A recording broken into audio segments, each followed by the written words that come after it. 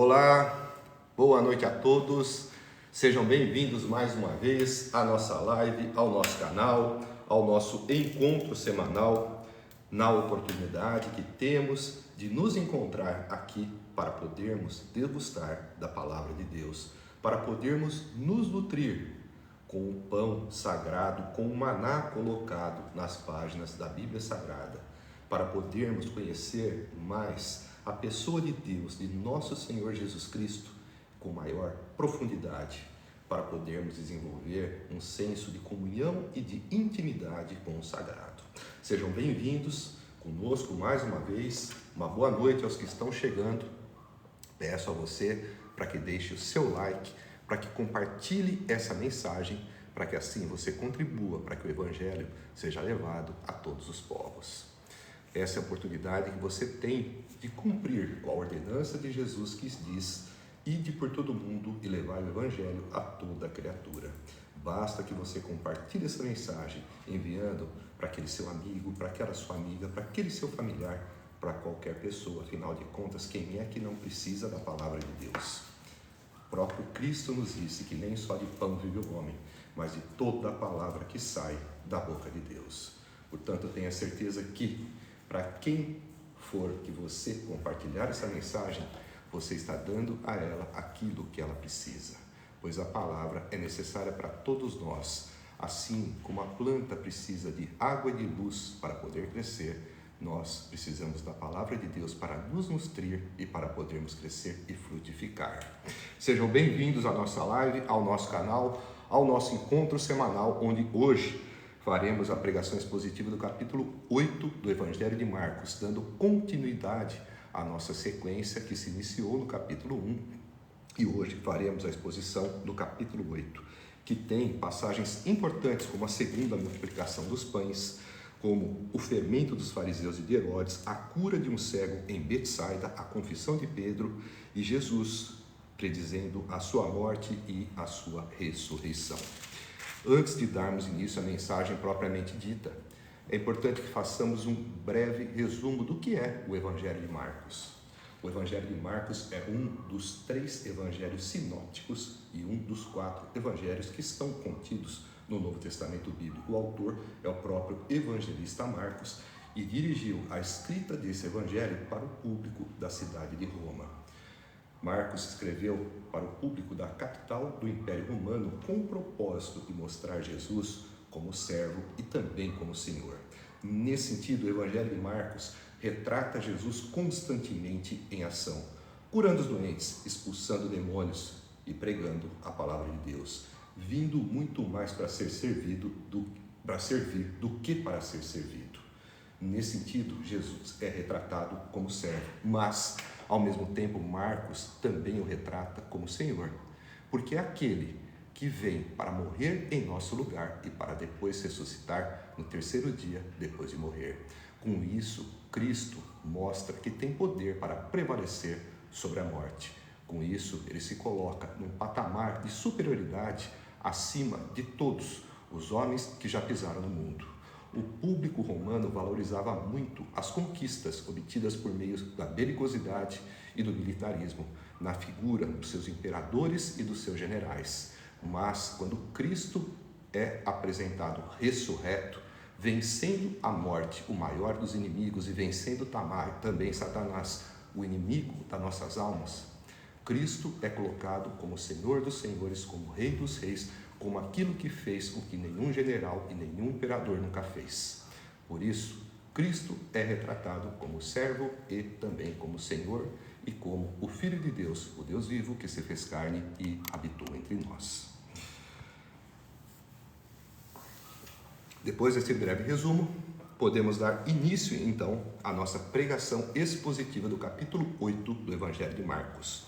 Nós vamos dar início à primeira passagem ou à primeira perícope que tem como título a segunda multiplicação dos pães. E é justamente a segunda, porque já houve uma multiplicação narrada nos capítulos anteriores. Naqueles dias, outra vez reuniu-se uma grande multidão. Visto que não tinham nada para comer, Jesus chamou seus discípulos e disse-lhes: tenho compaixão desta multidão. Já faz 3 dias que eles estão comigo e nada têm para comer.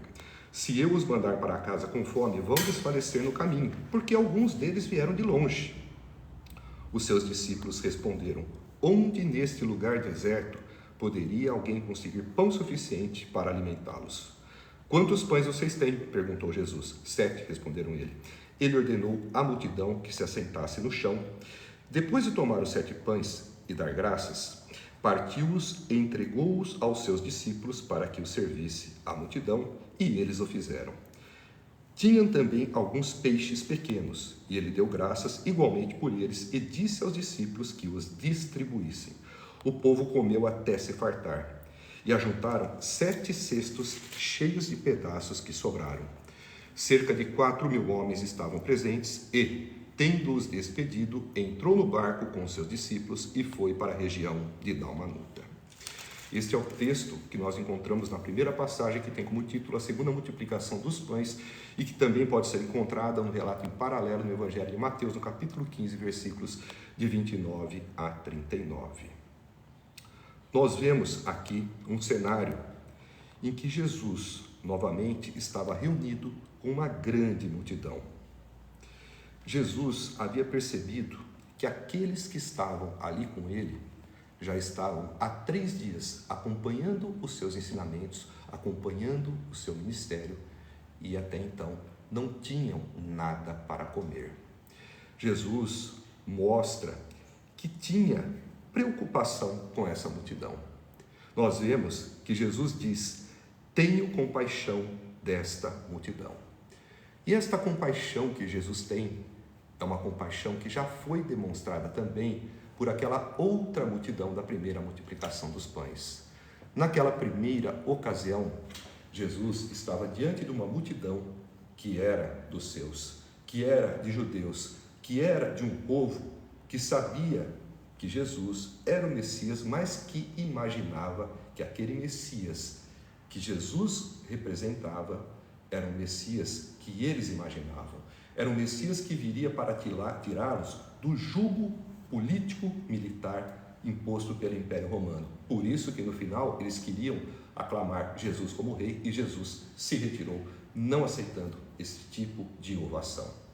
Era um público de judeus e Jesus teve compaixão por eles. Agora que Jesus está diante de um público gentil, de um público pagão, que não tem conhecimento das Escrituras, que não sabe ainda quem é Jesus, ele mesmo assim se compadece, e ele queria criar uma condição para que pudesse alimentar aquele povo.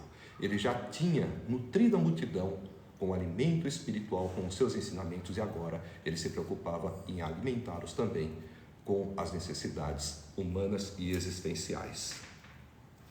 Nesse sentido, nós vemos que nesta ocasião eles estão no meio do deserto, num lugar aonde os próprios discípulos dizem: alguém conseguiria pão suficiente para alimentá-los nesse lugar? Diferente da outra ocasião, quando eles estavam à beira do lago da Galileia, do mar da Galileia, ou lago de Tiberíades ou de Genezaré, aonde havia povoados e cidades pequenas nas circunvizinhanças, a ponto de que a preocupação deles era que alguém tivesse dinheiro, 200 denários, por exemplo, como disse Felipe, um dos apóstolos, para que pudesse alguém comprar um pão pelo menos para cada um daquela multidão que era de 5.000.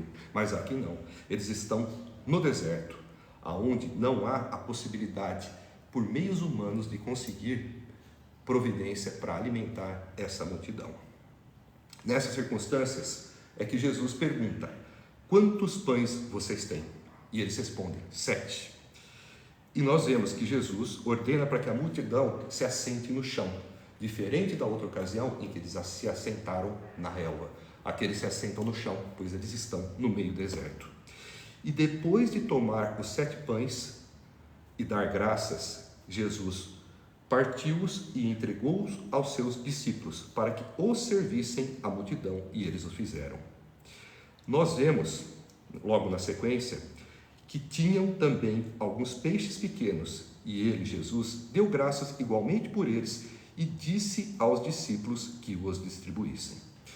Nessa passagem, nós vemos, primeiro, que Jesus, antes de fazer um grande milagre, antes de multiplicar pães e peixes para alimentar uma multidão de 4.000 homens, fora mulheres e crianças, antes de servir uma mesa, um banquete farto em pleno deserto, Jesus dá graças.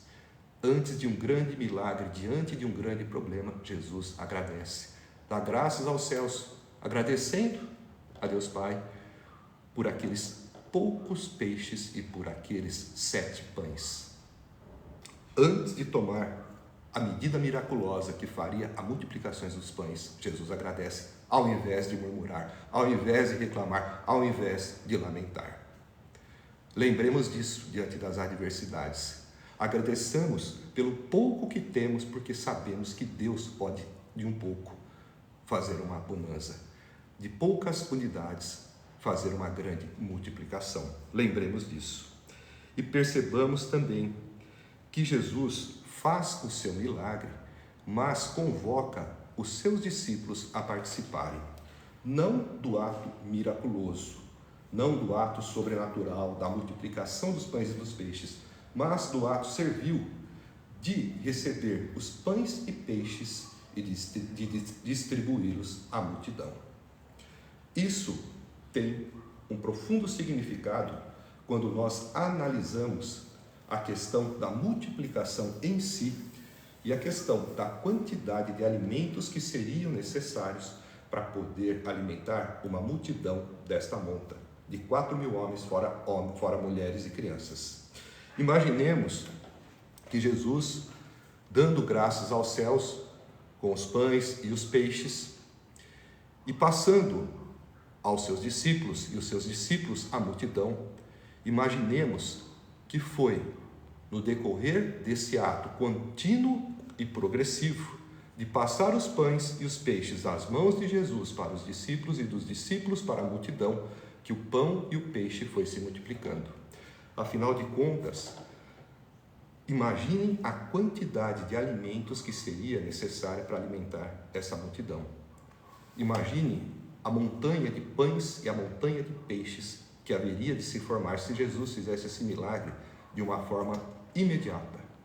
Portanto, nós vemos que os discípulos tomaram o pão e o peixe, ajudando no processo de distribuição e não de multiplicação, mas que, não vendo a montanha de pães e de peixes previamente formada, o ato de distribuírem conforme Jesus mandou é também um ato de fé da parte dos discípulos, porque eles já tinham visto na primeira multiplicação que o processo foi semelhante. Eles recebiam os pães e os peixes e iam repassando, e à medida em que eles repassavam, o que nós entendemos é que o pão e o peixe se multiplicavam. Aqui nós vemos uma repetição do ato e o milagre sendo processada de uma forma organizada, para que o pão e o peixe não ficassem amontoados ao relento, ao céu aberto, e para que não houvesse também desperdício. Tudo foi feito de forma calculada pela inteligência divina, pela divina providência que se manifestava na pessoa de Jesus. E nós vemos que o povo comeu até se fartar. O povo simplesmente não teve uma pequena quantidade para simplesmente tapear a fome. Não, eles comeram até se fartar. Nós vemos a abundância e a generosidade com que Deus nos provê. Nós vemos que Jesus se compadeceu daquela multidão que estava há 3 dias atrás dele, em busca dos seus ensinos, preocupados em aproveitar a oportunidade de receberem aquele que traria salvação também para os gentios. E Jesus, se compadecendo deles, Jesus os provê com o pão e o peixe em abundância, de forma que todos se fartaram. E nós vemos também que se ajuntaram 7 cestos cheios de pedaços que sobraram. Esses cestos que aqui nós vemos, quando nós fazemos a análise da versão original das Escrituras, que está em grego, estes cestos, ou 7 cestos, Eles não são iguais aos cestos da primeira multiplicação, onde sobraram 12 cestos, aonde foram alimentados 5.000 homens, fora mulheres e crianças, a partir de 5 pães e 2 peixes, e sobraram 12 cestos. Aqui foram 4.000 homens, fora mulheres e crianças, alimentados a partir de 7 pães e alguns peixinhos, e sobraram 4 cestos. 7 cestos. Estes 7 cestos, eles são descritos no idioma grego como se fosse uma espécie de balaio, como um cesto maior, semelhante àquele que está descrito no livro de Atos dos Apóstolos, aonde Paulo desceu pelo lado de fora, pendurado dentro de um cesto, ao lado da muralha de uma cidade, onde ele estava sob perseguição. Os cestos da primeira multiplicação é semelhante a um recipiente pequeno, aonde o indivíduo levava uma provisão de comida para o seu próprio sustento. Aqui não, é um cesto maior, semelhante a um balaio. E nós vemos que 7 desses cestos sobraram e foram preenchidos por alimentos.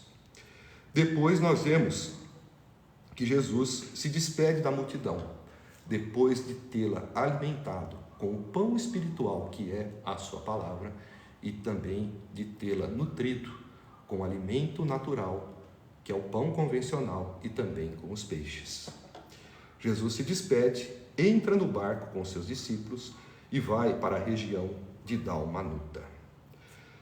Nós vemos com esse milagre da multiplicação dos pães e dos peixes, mais uma vez, que Jesus é Deus, que Jesus tem a capacidade de criar coisas a partir de coisas já existentes, multiplicando, por exemplo, pães e peixes pela segunda vez, mas nós também sabemos que Jesus tem a capacidade, como Deus que é, de criar coisas a partir do nada, como quando criou os céus e a terra, como está descrito no livro de Gênesis, no primeiro versículo. Nós vemos aqui que Jesus tem a capacidade de combinar os elementos químicos, as moléculas, os átomos, os prótons, os elétrons e os nêutrons que formam os átomos, e até mesmo os quarks, os bósons, os leptons, as partículas elementares que formam as partículas subatômicas, prótons, elétrons e nêutrons, que formam os átomos, a ponto de fazer com que os pães e os peixes se multiplicassem. Sem entrar em detalhes de como esse milagre se dá, até porque vai além da nossa compreensão humana, o fato é que este sinal divino dá um testemunho de que Jesus é Deus, o mesmo Deus que fez o maná cair dos céus no deserto.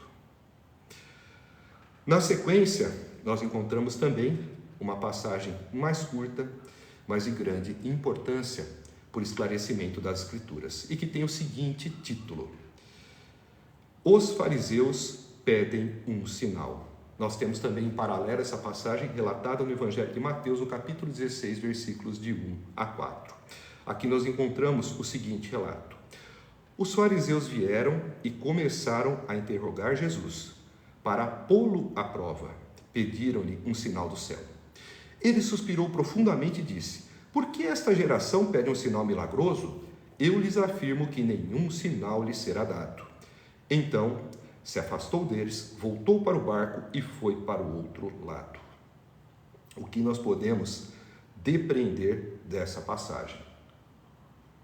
Em primeiro lugar, vale lembrar que os fariseus eram um grupo dentro da sociedade judaica de grande relevância, de grande importância, que participava tanto dos aspectos políticos quanto principalmente dos aspectos religiosos, sendo extremamente ortodoxos e zelosos pela lei, porém de um zelo distorcido ao mesmo tempo que excessivo. Distorcido no sentido de mostrar uma religiosidade exterior muito maior do que uma santidade e uma espiritualidade interior. O fato é que nesta altura do ministério de Jesus, apesar de nós estarmos ainda na metade do Evangelho de Marcos, o ministério de Jesus já se encontra além da metade. Jesus já era conhecido e incomodava as autoridades religiosas judaicas. Fariseus, escribas, mestres da lei, eles tinham inveja de Jesus. E até mesmo com os herodianos, que eram inimigos dos fariseus, os fariseus estavam tramando a fim de matarem Jesus. Nós vemos esses relatos em outras passagens deste mesmo evangelho. Então, os fariseus, eles aparecem em diversas ocasiões como uma espécie de fiscais religiosos, que estavam constantemente acompanhando o ministério de Jesus, não com o propósito de se instruírem, mas de poderem verificar alguma possível violação da lei mosaica, da lei de Moisés, para poderem levá-lo ao sinédrio e tentarem condená-lo, se possível à morte, ou para conseguirem testemunhar alguma possível violação às leis romanas e aí colocarem sob um julgamento civil diante do governo de Roma. O fato é que eles começam a interrogar Jesus. E nós vemos que ele é interrogado como se estivesse sendo testado. E nós vemos que aqueles que são zelosos pela lei, conhecedores da lei e responsáveis por ensinar a lei, que estavam acompanhando o ministério de Jesus, que conheciam as escrituras que falavam a respeito do Messias, da forma como ele viria, aonde ele nasceria, que ele nasceria de uma virgem, que ele nasceria em Belém, que ele iria para o Egito, que ele seria chamado de Nazareno, que ele faria sinais e milagres, abrindo os olhos do cego e abrindo também, desobstruindo os ouvidos dos mudos, dentre outros sinais. Ainda assim, eles não conseguiam ver em Jesus a pessoa do Messias prometido. E diante dessa cegueira espiritual, miscigenada e misturada com inveja, eles punham o Filho de Deus à prova, pedindo um sinal do céu. Eles não percebiam que eles estavam colocando Deus à prova e pecando, violando um dos 10 mandamentos. Eles estavam ali pedindo um sinal do céu, muito provavelmente em alusão àquilo que conheciam a respeito dos tempos de Moisés, de quando o maná caiu do céu.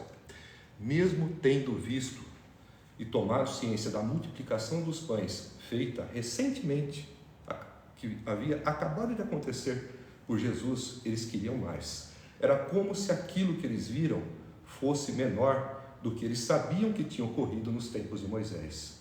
Era como confrontar Jesus para testar e ver se ele de fato era maior do que Moisés. O que eles não se lembram é que quem fez o maná cair do céu no deserto não foi Moisés, mas foi Deus. O mesmo Deus que estava diante deles e que havia acabado de multiplicar pães e peixes.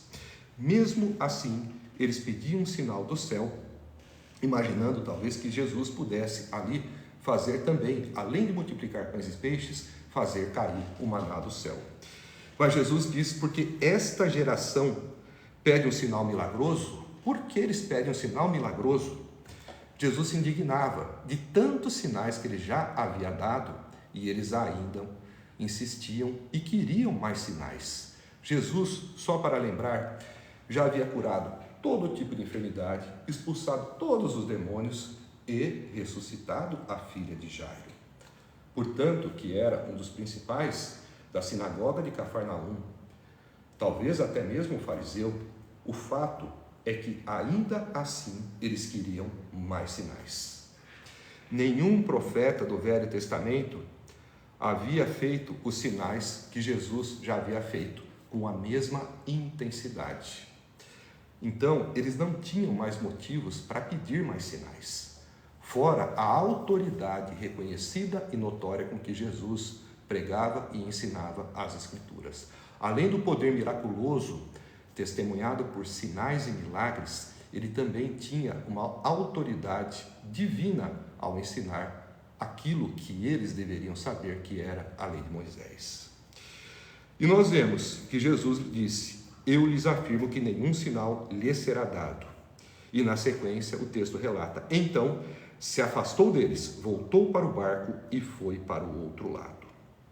O que nós podemos aprender com essa atitude de Jesus, se afastando deles, entrando para o barco e indo para o outro lado. É que nós não devemos insistir infinitamente com aqueles que têm o coração endurecido e que se recusam a receber o Evangelho, a receber a palavra de Deus. Por isso Jesus se afastou deles e foi para o outro lado. Nós vemos outras passagens da Bíblia que também fazem uma alusão a essa atitude, que o discípulo de Cristo, ele deve ser um pregador em sua essência, mas deve haver um limite na sua insistência em pregar. Por exemplo, quando Jesus diz: não deem as coisas santas aos cães, e nem lancei as vossas pérolas aos porcos, para que não as pisem com os pés e, voltando-se, os dilacerem. O que são as coisas santas e o que são as pérolas? É o próprio Evangelho, é a própria palavra de Deus, que não deve ser desperdiçada, no caso, com cães ou com porcos, que eram maneiras pejorativas como os judeus costumavam se referir aos gentios, aos pagãos, aqueles que não eram do povo deles, que não eram o povo de Deus e que se recusavam a receber a palavra e perdiam a oportunidade de se tornarem povo de Deus ao se converterem aceitando Jesus. Então Jesus dizia para não insistir lançando as coisas santas e lançando as pérolas aos cães e aos porcos. Isso é também um alerta para que nós não nos desgastemos com aqueles que recusam insistentemente e veementemente a palavra que lhes é levada. Devemos lembrar também que quando Jesus fez um dos comissionamentos enviando aos seus discípulos para pregar aos outros povos, uma das recomendações foi que os locais aonde eles não fossem recebidos, aonde não quisessem ouvi-los, eles deveriam partir dali e bater as sandálias para tirar o pó. Esse era um gesto bem conhecido na época da sociedade judaica dos tempos de Jesus. Bater o pó das sandálias era um ato de testemunho e de uma reprovação contra aquele povo e contra aquele lugar. Era uma maneira de dizer: eu não quero nada daqui, nem o pó eu quero levar nas minhas sandálias, eu não quero nada desse lugar. E essa atitude já é uma espécie de reprovação e de condenação dirigida contra esse lugar. Na sequência, nós vamos para uma outra passagem que tem o seguinte título: O fermento dos fariseus e de Herodes. Essa passagem nós encontramos também no Evangelho de Mateus, no capítulo 16, versículos de 5 a 12. Aqui em Marcos nós temos o seguinte relato: os discípulos haviam se esquecido de levar pão, a não ser um pão que tinham consigo no barco. Advertiu-os Jesus: estejam atentos e tenham cuidado com o fermento dos fariseus e com o fermento de Herodes. E eles discutiam entre si, dizendo: é porque não temos pão. Percebendo a discussão, Jesus lhes perguntou: por que vocês estão discutindo sobre não terem pão? Ainda não compreendem nem percebem? O coração de vocês está endurecido? Vocês têm olhos, mas não veem. Têm ouvidos, mas não ouvem? Não se lembram? Quando eu parti os 5 pães para os 5.000, quantos cestos cheios de pedaços vocês recolheram? 12, responderam eles. E quando eu parti os 7 pães para os 4.000, quantos cestos cheios de pedaços vocês recolheram? 7, responderam eles. Ele lhes disse: vocês ainda não entendem? Ou seja, essa passagem, nós podemos visualizar o seguinte cenário: Jesus tinha acabado de ter um embate com os fariseus, havia entrado no barco e passado para o outro lado, deixando os seus opositores para trás. E nós vemos que os discípulos, eles haviam levado somente uma unidade de pão. Nesse ínterim, Jesus faz a eles a seguinte exortação, faz a eles o seguinte aviso: estejam atentos e tenham cuidado com o fermento dos fariseus e com o fermento de Herodes. E eles discutem entre eles e dizem: é porque não temos pão. É um texto até certo ponto irônico. Nós vemos que Jesus tinha acabado de multiplicar 7 pães e alguns peixes para alimentar 4.000 e que um pouco antes tinha multiplicado 5 pães e 2 peixes para alimentar 5.000, fora homens, fora mulheres e crianças. E agora, no instante seguinte, que eles haviam entrado no barco e tinha somente um pão, e Jesus diz a eles para tomarem cuidado com o fermento dos fariseus e com o fermento de Herodes, eles se perguntam, eles se questionam, e eles chegam à conclusão que Jesus estaria falando de pão. Na verdade, o que Jesus quer dizer, quando fala do fermento dos fariseus e do fermento de Herodes, ele fala a respeito da hipocrisia dos fariseus e da hipocrisia de Herodes. Mais do que isso, que nós já vamos discutir. O fermento, dentro do judaísmo, era um símbolo do mal, era um símbolo do pecado, era uma alusão direta àquilo que havia no Egito. Os judeus, eles não conheciam o fermento até terem passado 400 anos morando e ao mesmo tempo também cativos no Egito.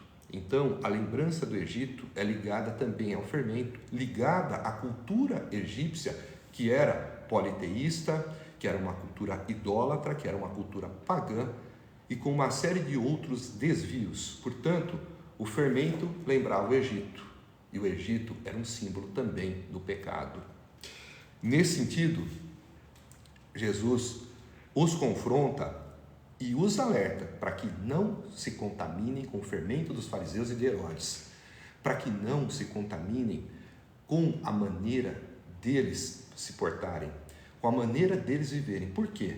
Os fariseus, eles tinham uma religiosidade apenas exterior, eles tinham uma santidade apenas exterior. Eles estavam muito mais preocupados em serem vistos como homens santos e piedosos, para que fossem aplaudidos pelas multidões, do que estarem preocupados em serem santos e piedosos verdadeiramente para agradar a Deus. Eles faziam jejuns prolongados a fim de impressionar a multidão.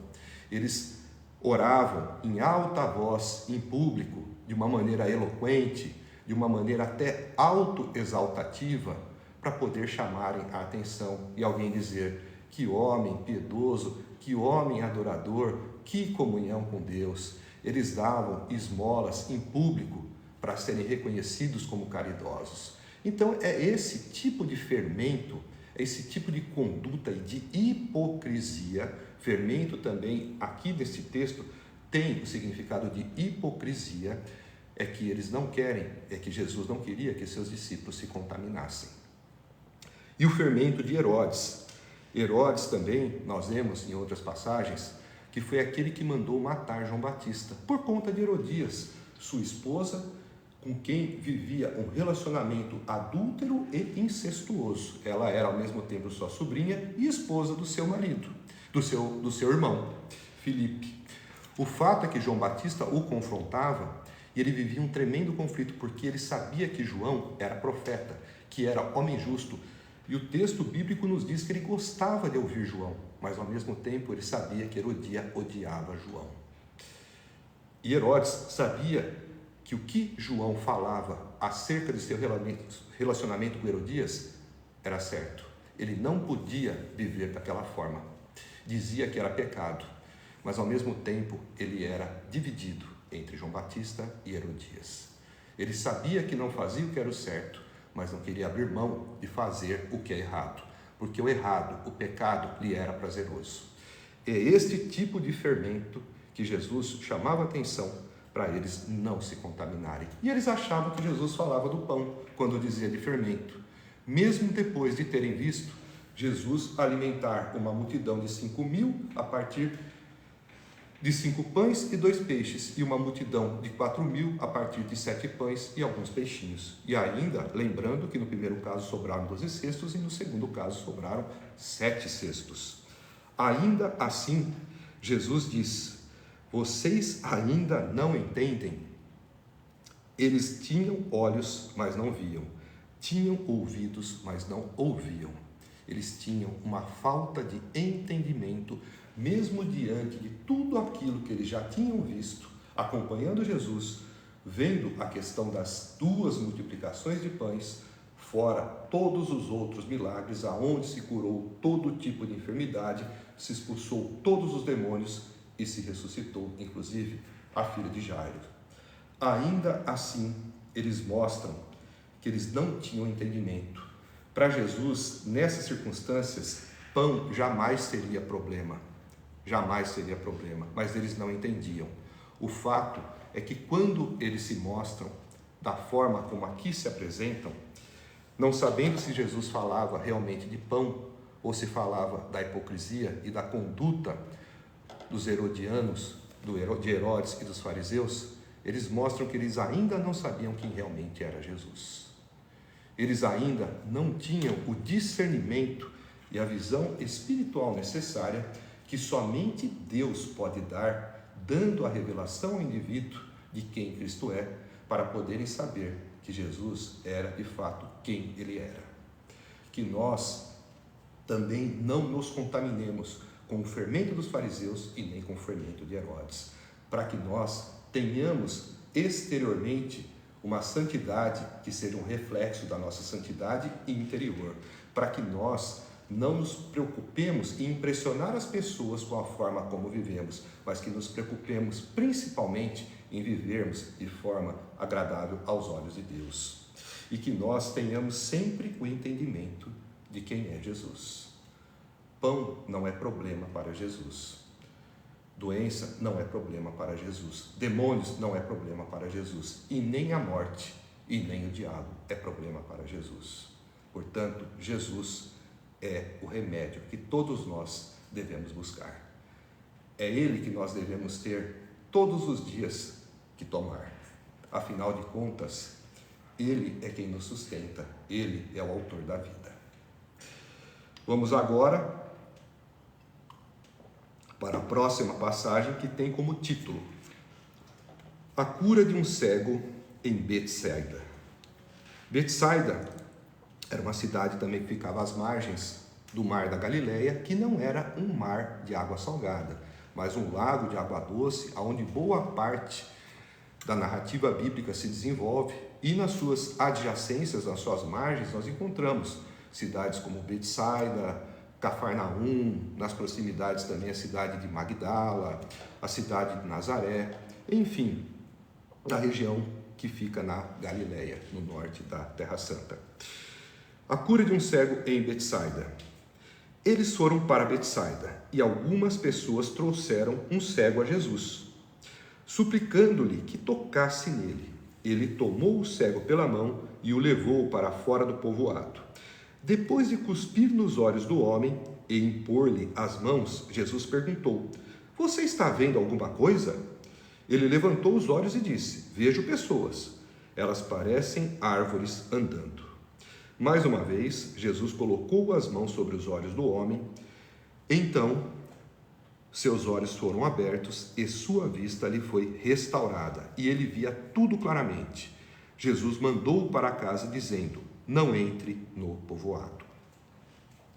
Essa também é uma passagem emblemática que nós encontramos nas Sagradas Escrituras e que nos traz profundos ensinamentos. Nós vemos, primeiramente, que Jesus foi para a região de Betsaida, que já era uma região onde as pessoas tinham conhecimento de quem ele era próximo da cidade onde ele vivia, tanto de Nazaré como de Cafarnaum, porque estavam ali na redondeza, nas adjacências do lago. E algumas pessoas nós vemos que trouxeram um cego a Jesus. Trouxeram um cego e suplicaram para que ele tocasse nele. Nós vemos que o cego é uma pessoa que não tem condições de ir até Jesus. Por isso, as pessoas o trouxeram. Quantas e quantas vezes nós não nos deparamos com pessoas que estão cegas espiritualmente e que estão buscando Jesus, mas que não conseguem encontrá-lo? Será que nós não precisamos também levá-las até Jesus? As pessoas levaram o cego porque ele era incapaz de ver e de localizar Jesus. E nós vemos que este povo cria em Jesus, acreditava no seu poder. Por quê? Porque levaram até Jesus e suplicaram para que ele impusesse as mãos. Nós vemos nesse caso, que eles pedem para que Jesus toque nele, que o povo que ali estava, além de crer, também gostaria de determinar a forma como Jesus devia agir no sentido de curar. Nós sabemos, pelaquilo que já vimos e pelaquilo que está relatado nas outras passagens das Escrituras, que Jesus pode curar com um toque, pode curar com saliva, pode curar com o barro, pode curar à distância, pode simplesmente curar com um simples falar. Mas eles queriam determinar como Jesus deveria agir para poder aquele homem curar. O fato é que nós vemos que Jesus tomou o cego pela mão e o levou para fora do povoado, antes de fazer a cura. Esse gesto, que está narrado em uma linha, ele tem um profundo significado, porque nós vemos que Jesus tira aquele homem cego da multidão, alguém que não tinha capacidade de ver e que talvez também não fosse visto pela multidão, fosse alguém desprezível, alguém que não tinha importância por não ser produtivo. Jesus, quando tira ele da multidão, Jesus o leva para um local em particular, mostrando a importância que ele dava para aquela pessoa, mostrando a sua compaixão e seu amor por aquele homem, talvez fazendo um gesto que esse homem nunca havia recebido. Então Jesus o toma pela mão e o leva para fora do povoado. Depois, Jesus cospe nos olhos do homem e impõe-lhe as mãos. Nós vemos que Jesus usa aqui a saliva como um meio de cura, mas nós já vimos que Jesus pode curar da forma como bem entender.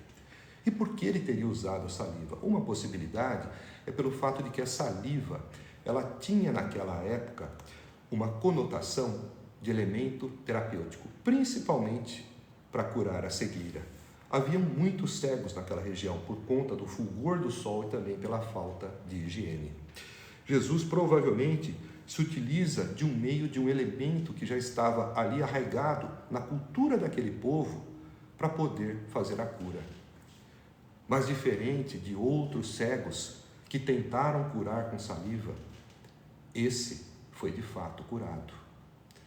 Não foi a saliva de Jesus que o curou, mas o poder de Jesus.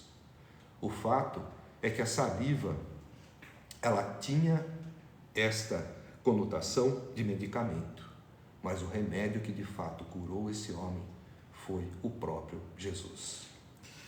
Nós vemos que ele coloca as mãos e passa também, aplica a saliva nos olhos. Ao longo dos evangelhos, Jesus executa 7 curas em indivíduos cegos. Em cada uma, ele processa a cura por um método diferente. Isso mostra uma forma personalizada de atender cada indivíduo. Mostra uma preocupação individual com cada um deles.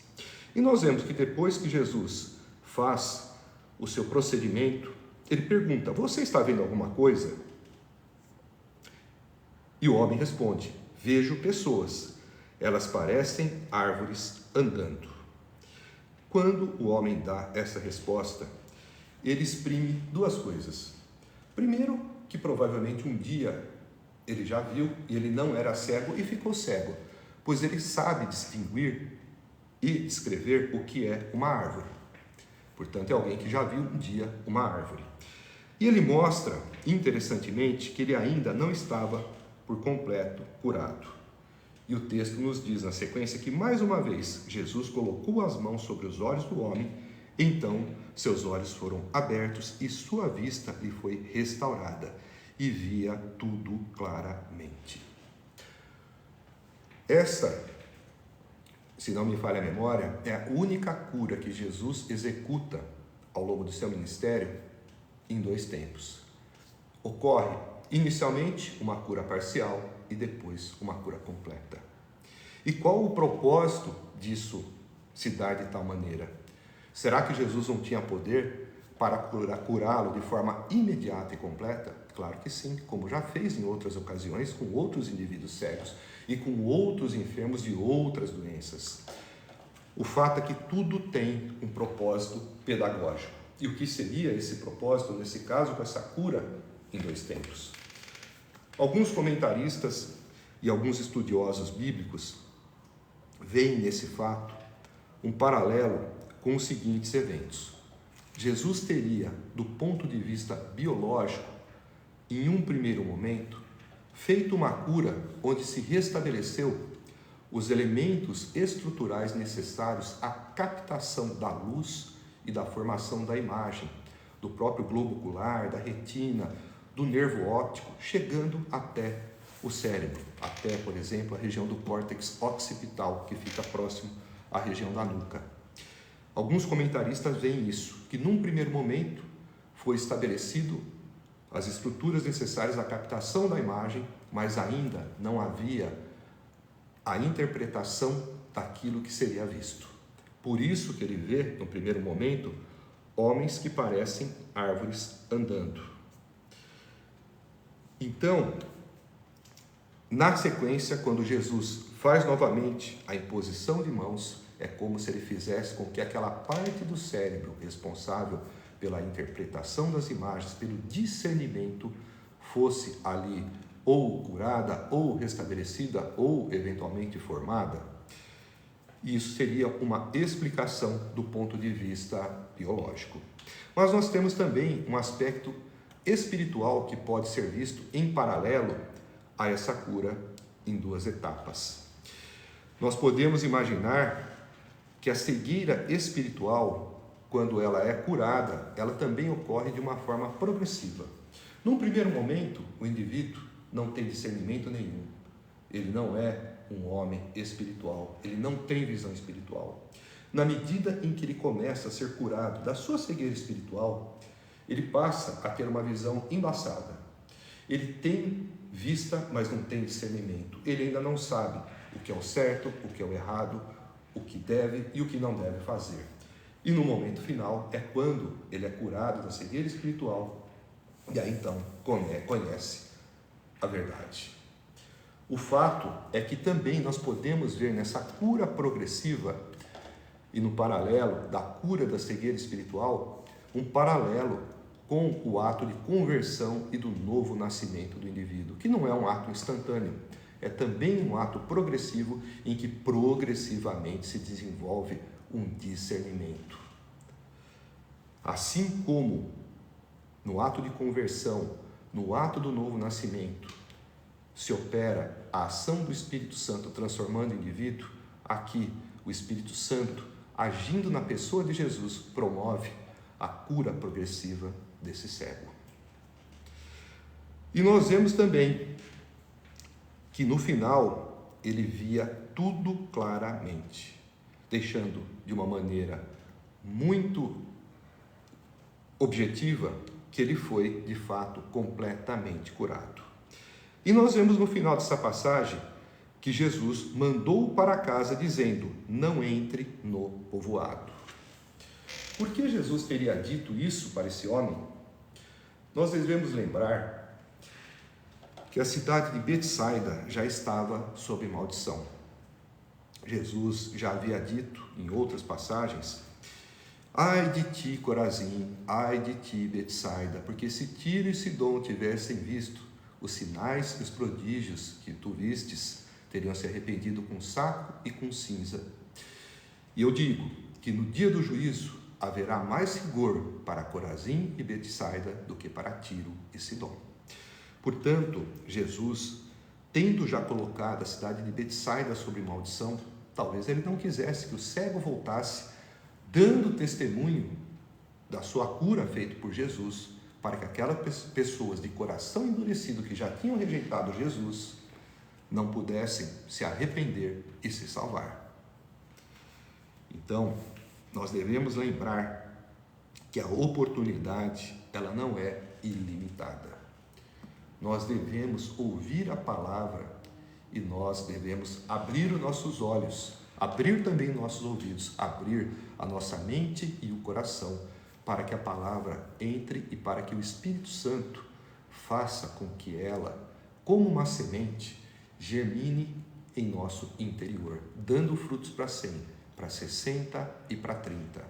Nós devemos pedir, nos momentos em que nos falta o discernimento, para que Deus nos mande o Espírito Santo, aquele mesmo Espírito que habitava em Cristo e que curou o cego, para que faça com que nossos olhos espirituais se abram e nós tenhamos a compreensão devida daquilo que diz a palavra. Lembremos sempre disso. Na passagem seguinte, nós temos o seguinte título: A Confissão de Pedro. Esta também é uma passagem importante que é relatada nos evangelhos de Mateus e de Lucas. Em Mateus, no capítulo 16, versículos de 13 a 20, em Lucas, capítulo 9, versículos de 18 a 21. Aqui em Marcos, nós encontramos o seguinte relato: Jesus e os seus discípulos dirigiram-se para os povoados nas proximidades de Cesareia de Filipe. No caminho, ele lhes perguntou: Quem o povo diz que eu sou? Eles responderam: Alguns dizem que és João Batista, outros Elias, e ainda outros um dos profetas. E vocês? Perguntou ele. Quem vocês dizem que eu sou? Pedro respondeu: Tu és o Cristo.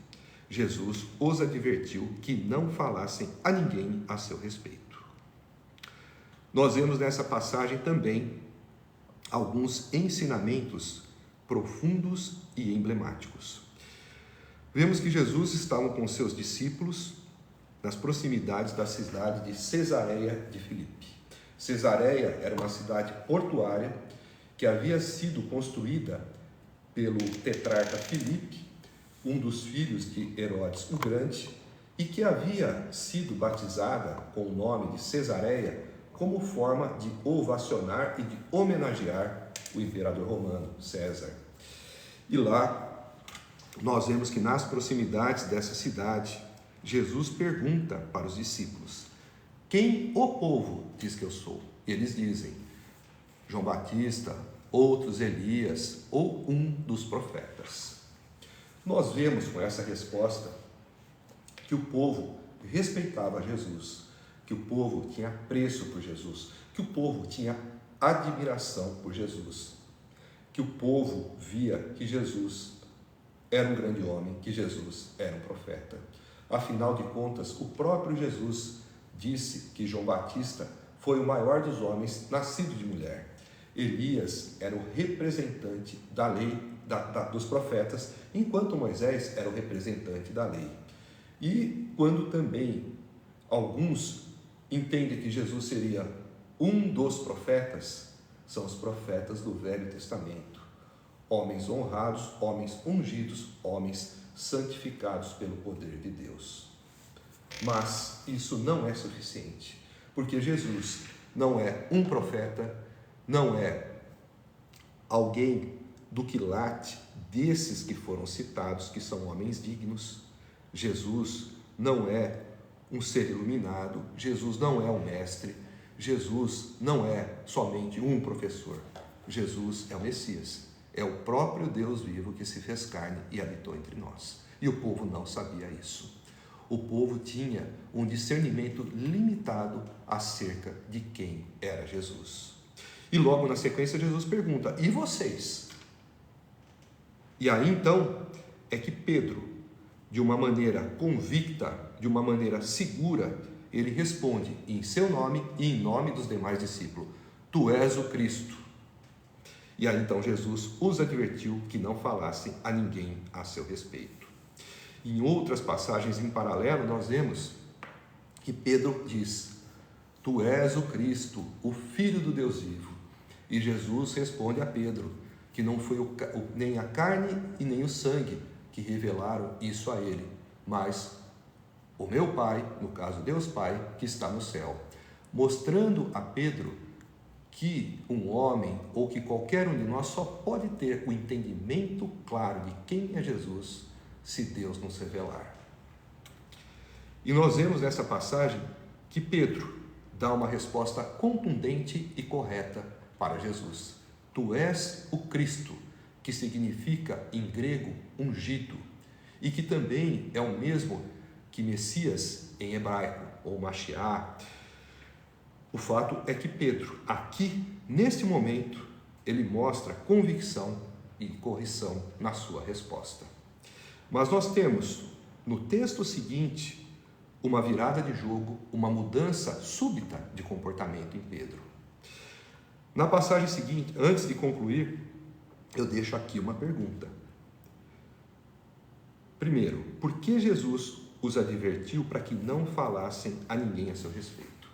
Jesus estava, além da metade do seu ministério, estava começando a se preparar para se dirigir a Jerusalém, aonde iria morrer para depois ressuscitar, morrer em nosso lugar. E ele sabia que havia uma grande oposição por parte dos líderes judaicos contra a sua pessoa. Muitos já estavam tramando para matá-lo. E para evitar contratempos no decorrer do final do seu ministério, é que ele pediu para os seus discípulos, que já haviam confessado que sabiam quem de fato ele era, para que não dissessem mais nada a ninguém. Até porque a expectativa de Jesus era que os outros o conhecessem quando vissem os seus ensinos e quando vissem os seus milagres e confrontassem aquilo que viam com aquilo que estava nas Escrituras e confessassem Jesus como Cristo. Além disso, na passagem anterior, quando ele diz para o cego, também não entre no povoado, era porque Jesus, caminhando para o final do seu ministério, estava mais preocupado em ficar conhecido como o Messias e de ser lembrado pelos seus ensinos do que pela fama de ser um milagreiro. Por isso também que ele disse ao cego para não voltar para o povoado, além da maldição que já havia sido lançada sobre Betsaida.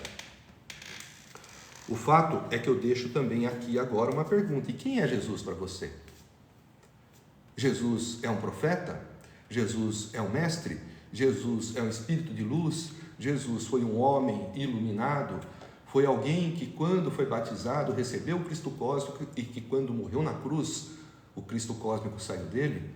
Ou Jesus é, de fato, o Deus vivo, o Filho de Deus, o Deus que se encarnou e habitou entre nós? Pense nisso, porque qualquer resposta que seja diferente de dizer que Jesus é Deus é uma resposta equivocada e desprovida de propósito, porque não nos dá a oportunidade de usarmos a fé em Jesus para podermos ser salvos. É necessário que você creia que Jesus é Deus. Por quê? Sendo Deus, ele tem poder e autoridade suficiente para perdoar pecados. Quando nos confessamos e nos arrependemos sinceramente aos seus pés, somos perdoados, ficamos justificados, limpos e imaculados, como se nunca tivéssemos pecados. E isso é um pré-requisito inegociável para se entrar no reino de Deus. É necessário crer e se arrepender, como bem disse o próprio Cristo, para que possa ser salvo. Quem não crê, e não é crer que Jesus existe, é crer que Jesus é Deus. É esta fé, acompanhada do arrependimento sincero e verdadeiro, que nos dá a oportunidade de sermos salvos. Quem é Jesus para você? Pense nisso. Só há uma resposta. Vamos agora nos encaminhando também para o final desta exposição com a passagem que tem o seguinte título: Jesus prediz sua morte e ressurreição. Então, ele começou a ensinar-lhes que era necessário que o Filho do Homem sofresse muitas coisas e fosse rejeitado pelos líderes religiosos, pelos chefes dos sacerdotes e pelos mestres da lei, fosse morto e 3 dias depois ressuscitasse. Ele falou claramente a esse respeito. Então, Pedro, veja bem, chamando-o à parte, começou a repreendê-lo. Jesus, porém, voltou-se, olhou para os seus discípulos e repreendeu Pedro, dizendo: para trás de mim, Satanás, você não pensa nas coisas de Deus, mas nas dos homens.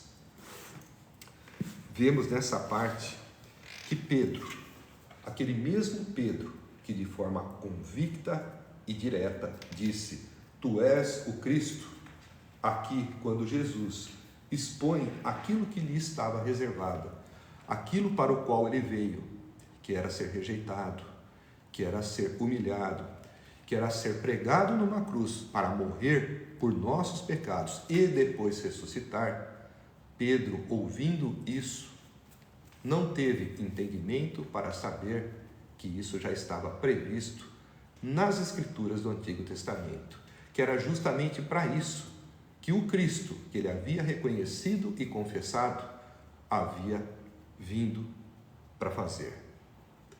Ao mesmo tempo em que Pedro havia acabado de confessar Jesus como Cristo, ele mostra que não sabe qual é o papel do Cristo. E é nesse momento que Pedro repreende e que Pedro é repreendido. Pedro não queria deixar que Jesus, imagina você, o Filho de Deus, o próprio Deus aqui encarnado entre nós, vai ser crucificado, vai morrer. Isso não pode acontecer. Ele não entendia que esse sacrifício vicário e substitutivo de Jesus morrendo na cruz em nosso lugar era a única esperança de redenção e de salvação para a humanidade. Pedro, dentro de uma visão humana e de uma visão distorcida, entendia que Jesus não deveria morrer, não deveria se sacrificar, não poderia ser crucificado. Afinal de contas, ele era o Cristo. E ele tinha uma visão de que o Cristo viria em poder e glória. Era uma visão ainda própria da visão judaizante da época, que entendia que o Messias, quando viesse, seria um libertador, não do pecado, como Cristo foi, mas um libertador político-militar, nos moldes, por exemplo, do rei Davi, exatamente da forma como Cristo virá na sua volta, na sua segunda vinda que está para acontecer. Pedro não tinha esse entendimento. Pedro achava, mesmo depois de ter visto tudo o que viu, de tudo que Jesus já havia dito, ele não via na figura de Jesus o Messias da primeira vinda, o Messias das Escrituras que havia chegado. Ele ainda estava contaminado com o fermento dos fariseus, que eram judaizantes e legalistas e que também tinham essa visão de que o Messias viria em triunfo e glória no poder da espada para libertá-los do jugo romano.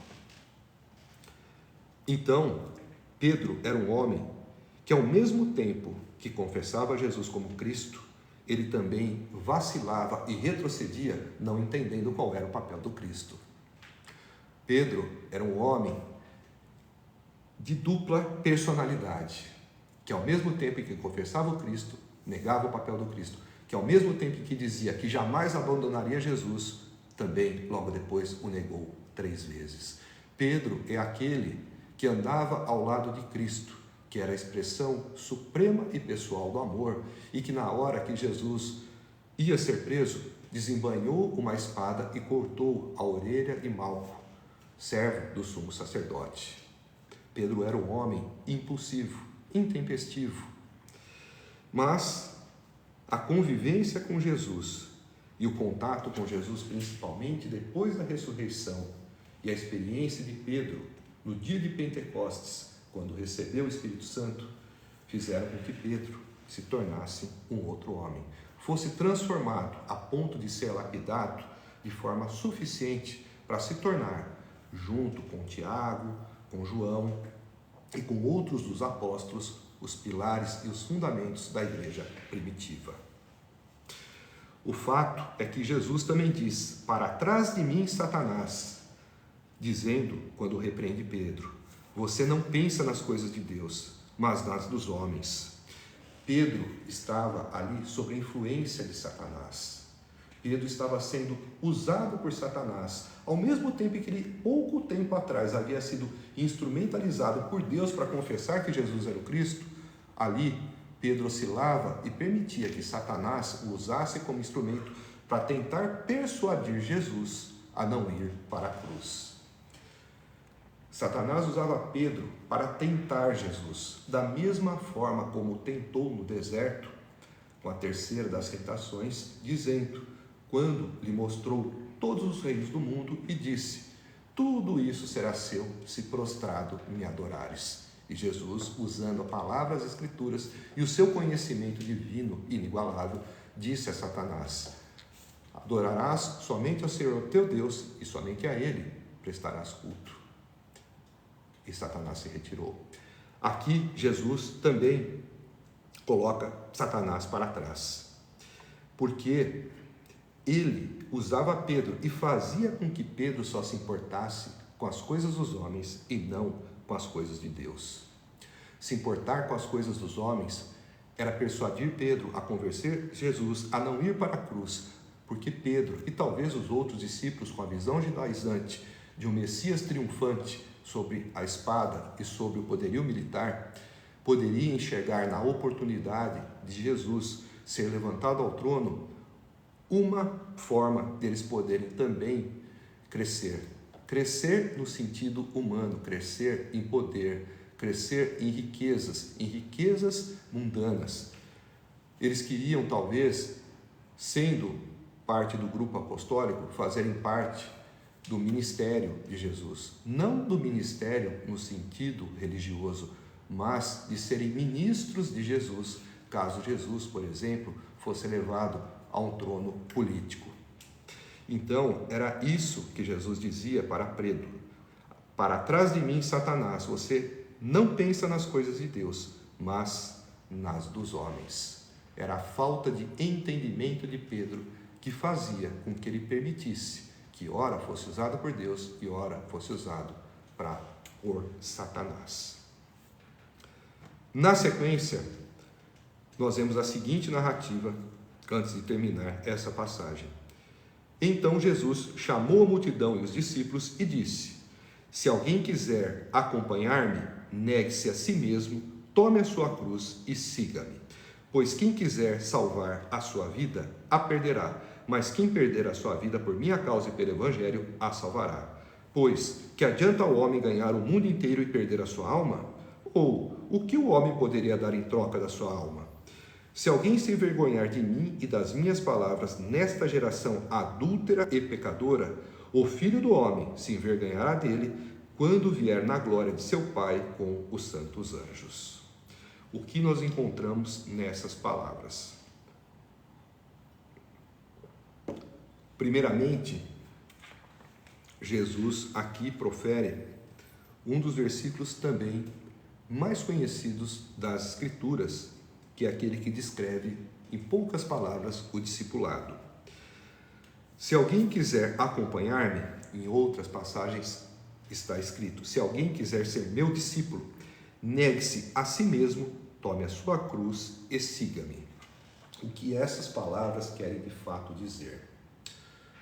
Jesus coloca algumas condições para aqueles que querem segui-lo, para aqueles que querem acompanhá-lo e para aqueles que querem ser seus discípulos. Uma dessas condições é negar a si mesmo. Negar a si mesmo é tirar o próprio indivíduo do centro da sua vida. É fazer com que o egoísta ele deixe de se enxergar em primeiro lugar e passe a ver Jesus no centro da sua vida, com que coloque Jesus como elemento central e fundamental do seu viver.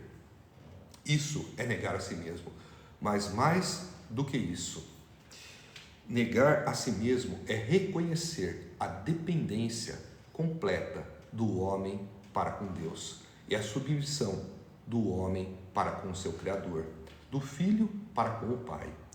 É também reconhecer, dentro desta dependência do homem para com Deus, que as doutrinas humanas de visão humanista, que pregam uma autossuficiência do homem, que pregam um efeito pleno na autoajuda, aquelas pregações de coaches que dizem: você pode, você é capaz, você consegue, você cria, você reconstrói, você modela, você planeja, você decreta. Todas essas doutrinas, elas não são doutrinas cristãs. Negar-se a si mesmo é reconhecer que você não é nada sem Deus. É colocar Deus no centro da sua vida, é colocar-se como dependente dele em tudo. E é negar a sua autossuficiência diante da plena dependência que nós temos para com Deus. Como criaturas, como filhos, como seres que dependem do ar para respirar que foi criado pelo próprio Pai, pelo próprio Deus. Isso é negar-se a si mesmo. E tomar a sua cruz. Muitos também interpretam de forma equivocada essa passagem. Tomar a sua cruz não é se vitimizar, não é se lamentar pelos problemas que o indivíduo pode ter de ordem existencial, como, por exemplo, um filho rebelde, como um casamento difícil, como um emprego complicado ou até por conta do desemprego, por conta de uma doença, por conta de outras situações e circunstâncias da vida cotidiana que venham a problematizar. Não, isso não é tomar sua cruz. Tomar a sua cruz é renunciar a tudo aquilo que te faz pecar. Tomar a sua cruz é abrir mão das ofertas e das tentações que o mundo lhe traz, que lhe dão prazer, mas que lhe fazem pecar. É dizer não ao adultério, à fornicação, à mentira, ao furto, ao falso testemunho, à blasfêmia, ao roubo, à idolatria. Tudo isso são tentações do mundo, bebedice, glutonaria, as obras da carne no geral, elas nos fazem cair no pecado e o pecado nos afasta de Deus.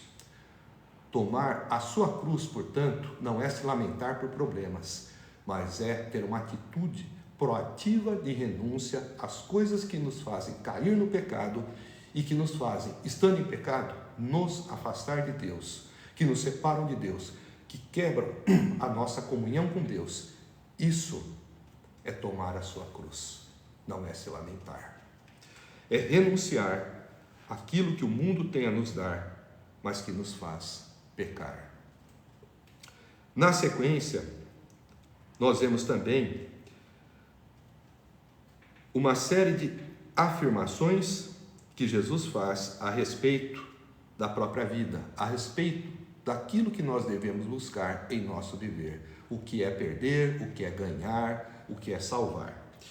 Pois quem quiser salvar a sua vida, a perderá. Mas quem perder a sua vida por minha causa e pelo Evangelho, a salvará. O que essas palavras também significam? Primeiramente, pois quem quiser salvar a sua vida, a perderá. Dentro de uma visão humanista, helenista, epicurista, hedonista, de uma visão que se baseia na expectativa dos prazeres imediatos, perder a sua vida é desperdiçar as oportunidades que o mundo oferece para podermos ter prazer sem se preocupar em pecar. E quem quiser salvar a sua vida vivendo dessa forma pecaminosa e se comprazendo com as coisas que o mundo nos dá, você vai aqui, dentro de uma visão mundana, salvar a sua vida, mas você vai estar salvando a sua vida, mas você a perderá.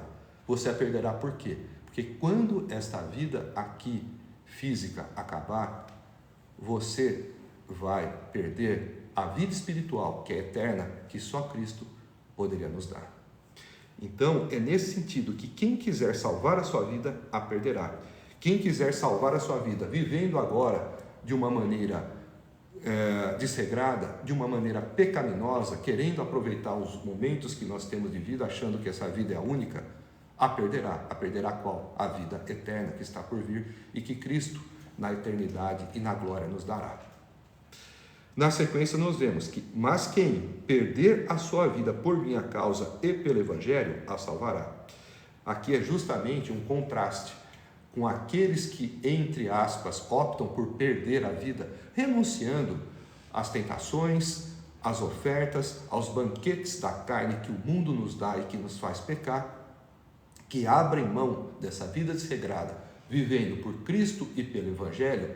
Estes que, entre aspas, perdem a vida, desperdiçam aquilo que o mundo chama de oportunidade de viver, de desfrutar. Esses que abrem mão disso, perdendo, entre aspas, a vida, eles ganharão a vida. Que vida? A vida eterna, que somente Cristo no paraíso pode nos dar. Então, aqui há claramente um paradoxo cristão, aonde perder é ganhar e ganhar é perder, ganhar é perder e perder é ganhar. Aonde o mundo chama de perder o que para nós é ganhar e o mundo chama de ganhar aquilo que para nós é perder. Nós perdemos as oportunidades que o mundo valoriza e entende como ganho para que nós ganhemos depois a vida eterna. Esse é o paradoxo cristão que anda na contramão dos valores do mundo. E nos lembremos que não é possível buscar dentro de um discurso humanista e de um discurso relativista que diz que não existe certo, que não existe errado, que não existe pecado. Ora, claro que existe. A lei, a tábua dos 10 mandamentos, explica ali de uma maneira muito clara, objetiva e direta o que pode e o que não pode fazer. Então, não dá para viver de uma maneira, simbolicamente falando, entre aspas, equilibrada, aonde pode um pouco, mas não pode um pouco. Até porque Tiago nos diz, na sua epístola, no capítulo 4, versículo 4, que quem quer ser amigo do mundo, faz-se inimigo de Deus. Não tem como ser amigo do mundo e ser amigo de Deus. Ou é um ou é outro. Portanto, quem opta por perder a vida por causa do Evangelho e por causa de Cristo, ganha a vida eterna. E Cristo ainda coloca: pois que adianta ao homem ganhar o mundo inteiro e perder a sua alma? Ou o que o homem poderia dar em troca de a sua alma?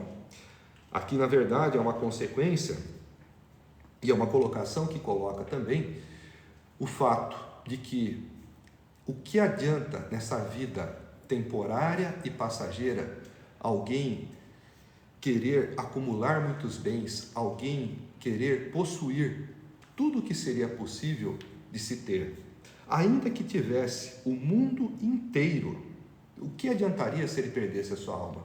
Afinal de contas, o que ele iria desfrutar aqui? O que é este lapso de tempo de algumas décadas de vida diante da eternidade, diante de estar na condenação eterna no lago de fogo, como estes vão estar? De que adianta você ter um mundo aqui, se com o dinheiro que você tem, você não pode a salvação comprar? De que adianta você ter um mundo aqui, se o mundo daqui para lá você não pode levar? É isso que Jesus nos exorta, a buscar incessantemente viver, perdendo as oportunidades de pecar, para podermos a vida eterna ganhar. Aquilo que parece ser perda é ganho para o cristão. É o paradoxo cristão que o mundo não pode compreender.